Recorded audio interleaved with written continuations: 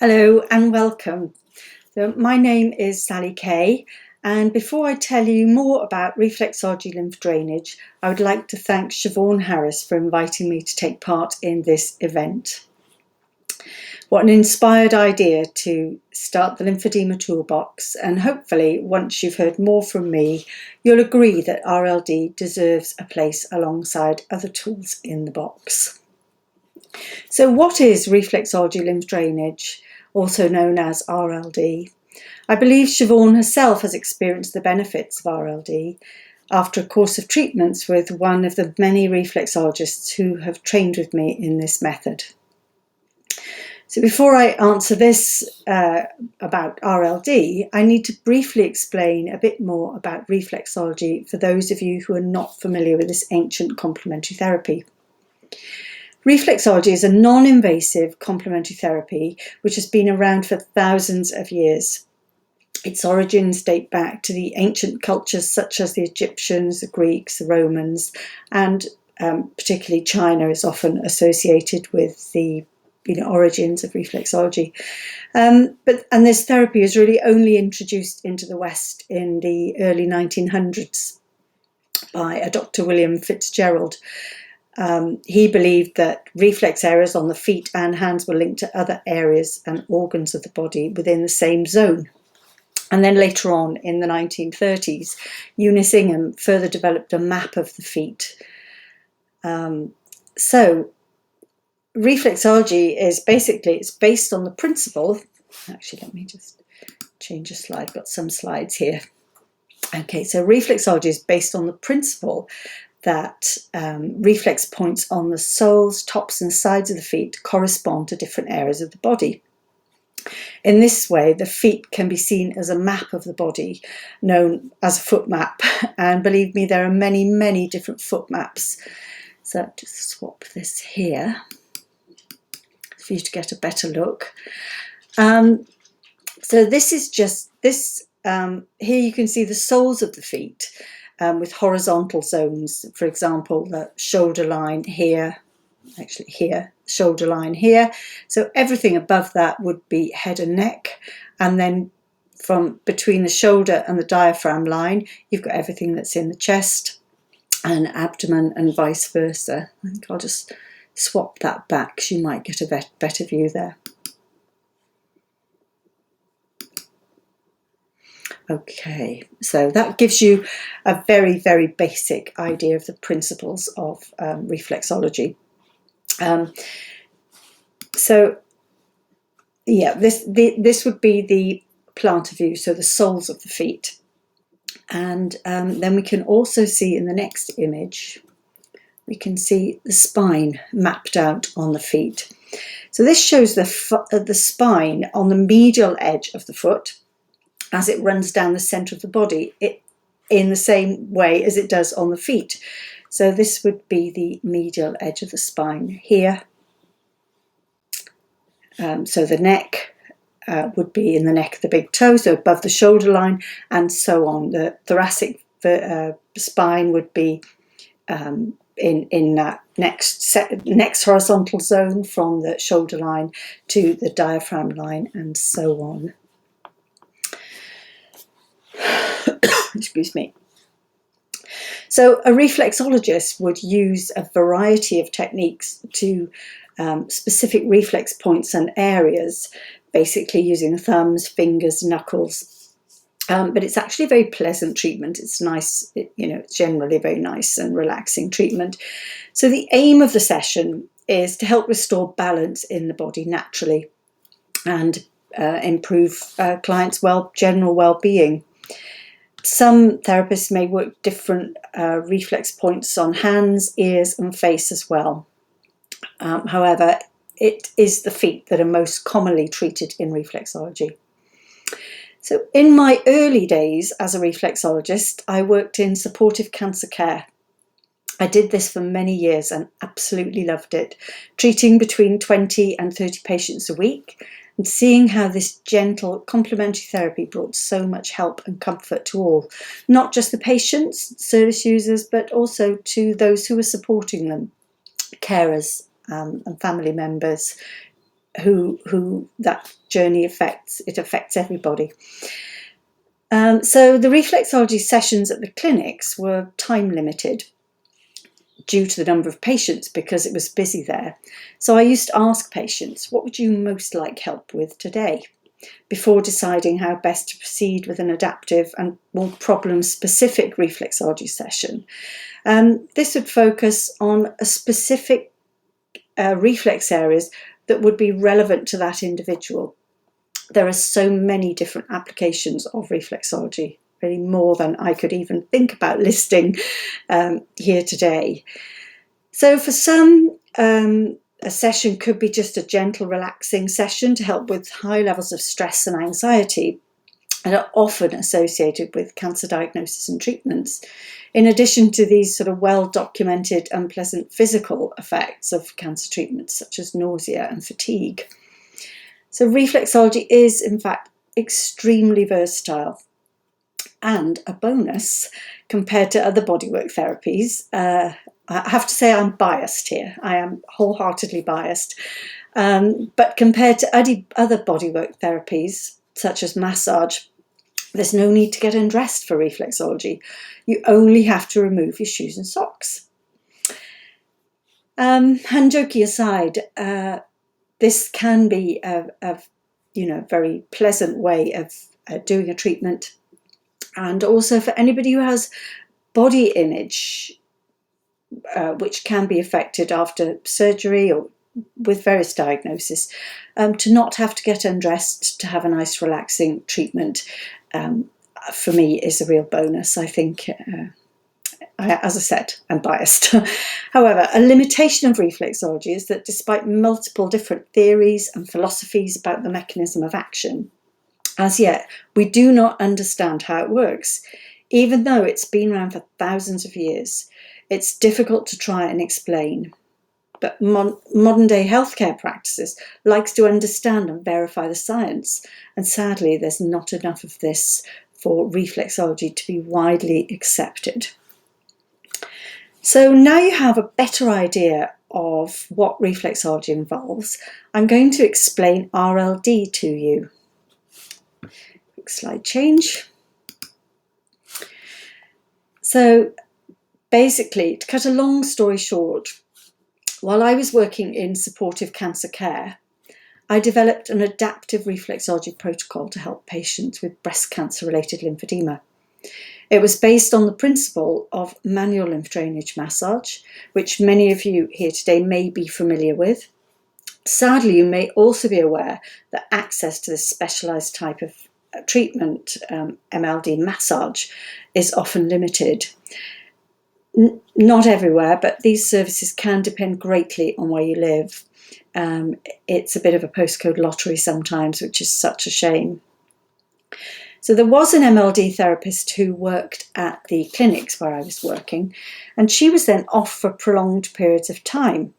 And patients were saying to me, oh, I don't suppose you can help, or you can do anything for my arm, can you? I've been missing my MLD and it's been aching more, or, whatever, those sort of examples.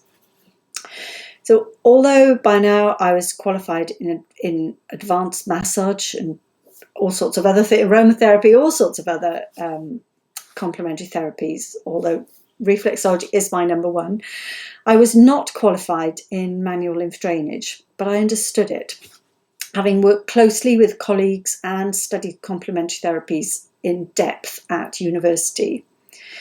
Now, I'm naturally curious. I like the odd what if moment. I always like to question things. And so it occurred to me that I did have a what if moment with this. So what if I applied the principles of manual lymph drainage, which I understood, to the reflexes of the feet? I'm a reflexologist, I could try it. So obviously this was done with permission of the patients, and they began to report similar benefits that they had felt during MLD. Something was definitely happening. Clothing was looser, or they experienced increased urination after the treatments. And as the weeks went on, the effects and benefits of this appeared to be cumulative. So the limb was becoming stronger, less weaker, more able to do things that people hadn't been able to do before. It was noticeable, more so to them. Anyway, inspired by this and the fact that the results are measurable, here's what happened next. So I did a small research study, which was actually part of the final year dissertation for my degree as a very mature student. And in this study, 6 women received RLD once a week for 4 consecutive weeks. The study was done over a 6-week period. So week 1 could be baseline measurements and no treatment, just data collection. And week 6, again, no treatment, just data collection. So it was the 4 weeks in between where they just had treatment once a week, same day, same time. So these are the data collection tools that I used. A limb volume circumference measurement, which measures and calculates the volume of the cylinder of the arm. Some of you may well be familiar with this method. It's an objective outcome measure. And I also used a secondary outcome measure, MyCore, Measure Your Self Concerns and Wellbeing, which captures the subjective concerns of the patients or the people taking part. So to eliminate any bias of daily fluctuations in swelling, which, as you probably know, can get worse throughout the day, depending on many things which affect the swelling, such as activities, lifestyle, weather, etc. I'm sure you all know about this. So appointment times were for the same time of day throughout the 6 weeks. So the first person came at 10 o'clock on week 1 for baseline measurements, but then she came at 10 o'clock right the way through the study and so on, second one 11:15. So I was always seeing them at the same time. Participants were measured immediately before and again after each RLD treatment, as well as a baseline measurement at week 1 and a follow-up measurement at week 6. So next slide is going to show you the results. So in this graph, in fact, I think in this graph, let's see if you get a better view there.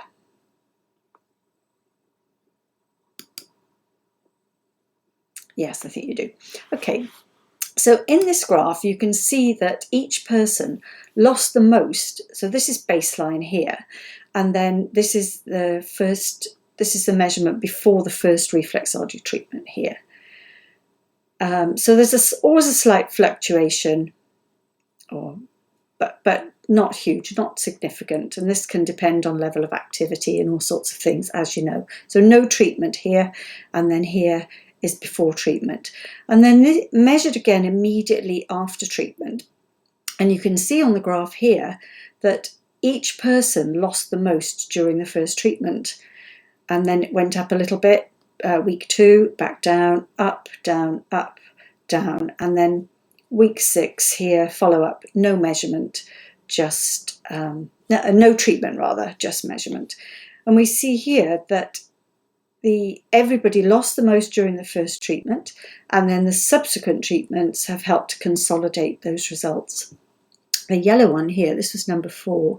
She actually went on holiday for a week, and I always joke she messed up my graph. She flew somewhere warm, so she flew to the Canary Islands, and even after she'd come back from a week in the sun and a sort of 4-hour flight, it wasn't as bad as it was at the beginning, and it didn't affect her overall result. So, okay. So, right, then we consider that's the measurable results. And then the next slide considers the impact that this has on people. And these are common things that you hear people say. It feels lighter, no more bulges, I feel like I've got my arm back, I feel good about myself. People can go back to wearing a normal size clothing without having to go up a size to accommodate it. Not embarrassed to take my cardigan off. So we see self-confidence starting to return as well. So shoulder no longer hurting, pain's gone, etc. I mean, I could give many, many, many examples of those. And I've got one more slide to share. I'm going to swap that back here. So this one, body image.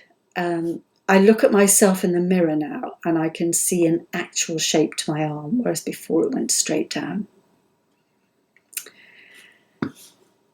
So carrying on. That quote was actually from the second research study that we did. I'm going to tell you a little bit more about the research in a minute. But we can see there that there's a positive impact on people. And in the last decade, I've made it my mission to reach and teach as many reflexologists around the world as possible, because I know the impact RLD has. And there's this wonderful ripple effect on quality of life and self-confidence. So as the swelling reduces, self-confidence and quality of life begins to improve again, restoring that new normal. Originally, RLD was all about breast cancer-related lymphedema. That's what I researched, and that's what the subsequent research since then has been about too. However, after a decade of experience and thousands of case studies, this method is gaining momentum. It also seems to be helping clients with symptoms of non-cancer related inflammatory autoimmune disorders, as well as primary lymphedema and lipodema. And it makes perfect sense to me, because if to reduce the swelling for a limb with breast cancer related lymphedema, we have to get the lymph moving, which we do. We've seen it because we've also done some thermal imaging research, so we've seen the very visual temperature changes. We can see the measurements reducing in size as well. Then it makes sense that it's bound to be impacting on our immune system. So any autoimmune stuff may well be impacted by this. So that whole inflammatory thing, that inflammatory response that gets triggered in autoimmune disorders. So I'm going to share some resources with you, but I have to say I have, just a few more photos first. So this is somebody who was in the second research study. When she came, the mark on her arm here, you can see digging in. That's because she took her compression garment off to be measured before we did her treatment. So this photograph was taken before, and this one immediately after the treatment. You can see changes in the skin there too. And she'd said to us when she came in, "Oh, I can't wear my watch or my rings on this arm at the moment." And then as she was getting dressed again, she said, "Oh, I think I'll just try it." And you can see there that, you know, what joy that was for her.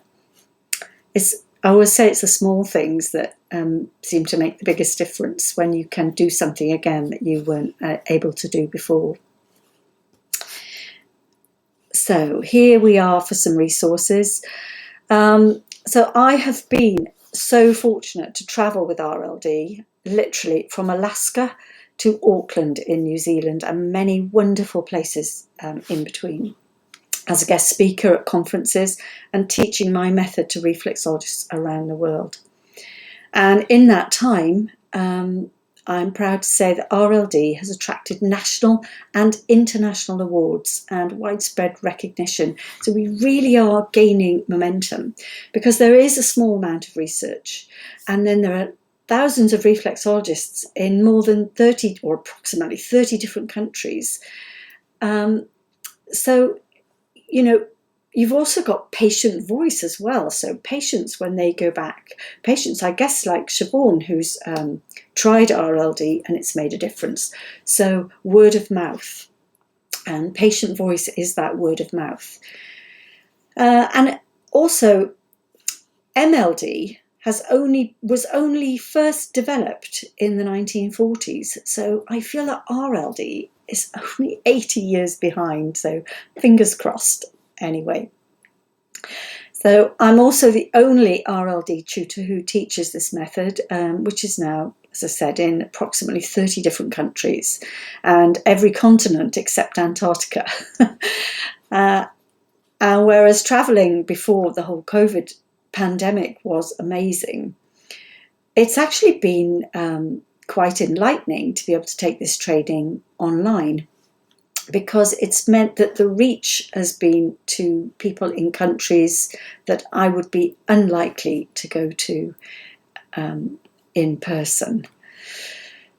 So if you would like more information, first of all, there's a large Facebook group. It's got almost 9,000 members. It's not just reflexologists, but you are welcome to join. That's a public group. And often it might be a way of connecting with someone who can do RLD in your area. If you're interested in reflexology, I have a reflexology Facebook page. So like, follow, share, connect, and I always like to add on to that, enjoy. Instagram, and also a YouTube channel where you may find some useful information. So the research, which I'm going to come on to next, I think I'll swap that over. Just because it's up here that I want you to see. There's a drop-down menu, and it gives you a link to the research abstracts of the papers that have been published, including very exciting, the most recent one. The most recent one at the top there is the thermal imaging, which is a pilot study. So the other papers have been published in Complementary Therapies in Clinical Practice, peer-reviewed journal. But the latest one was published in the British Journal of Community Nursing. So do have a look at that. You'll find the research abstracts there, and a link to the journals where they're available if you decide you want to access the full paper. Right, okay. So next, I just want to say that there is a register of RLD reflexologists around the world, and this is their logo, so you might see this on their website or their social media pages if you're looking for someone who can help you. But do check the website, because we've got, and here it actually says RLD register now, not therapist, but here there's a drop-down menu. So if you're in the UK or if you're in Europe, then click on Europe here, and otherwise soon to come to this list is India and Italy, because 2 people have recently joined the training with me. And so I always look forward to adding a new country. It's just something extra rewarding about it. So if you'd like to try it for yourself, do check out the website.